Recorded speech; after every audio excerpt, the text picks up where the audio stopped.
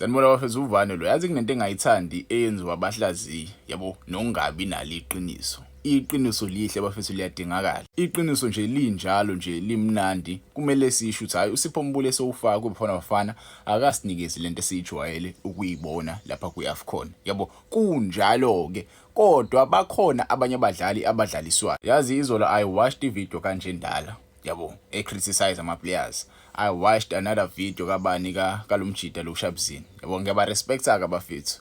Indlela aba-analyze ngakhona ibhola, indlela abakhuluma ngakhona ibhola. Yabo, ibona abantu esijwayele ukuhlazina nabo. Kodwa ke kunento le abayishiyayo, angazi noma mhlambe ucoach yini abangafuni ukuthi bakhulume ngaye kabi cause bayalazi ibhola. Yabo, ngiyabawa ukuthi bayalazi ibhola. Kodwa you have to look at the players, the position of the players. You know very well ukuthi some of those players abawadlali ama position.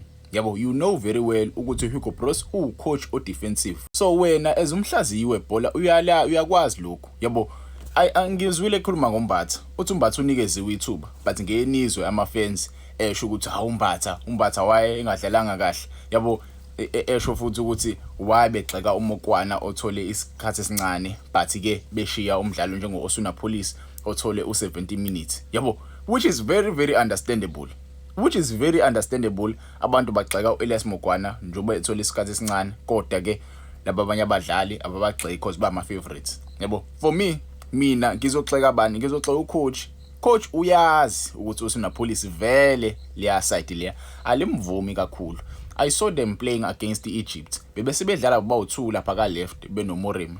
Sebezofaka nje isikhala, sebezoxesha lapha ka left benoMorem, umdlali okumele adlale ka right akasekho ngale. Yabo, because akwazi ukudlala ka right lo mjida lo. Why kuhlaliswe abadlala ka right ebenchini? Kumele abadlala ka right as ama right wingers, abonkota nama uElias Mokwana. Yabo, ngabe sibone something labo badlali because they are comfortable on their right hand side. Same as Umbatha last game, Umbatha ubedlalisa iposition angayidlali. Niyamazi ukuthi Umbatha ubox to box number 8, but Umbatha bamdlalisa as ubani number 10. Why Umbatha edlaliswa as number 10? Because akusiyona iposition yakhe leyo. Ngithandile futhi leyo point iRezo bani iRezo uFigo ade ku interview laphana bembuza ngeBafana Bafana. Washo uthi yena iBafana Bafana short down number 10 ukuze sikwazi ukuthi siklikhe kahle. We are short of a number 10.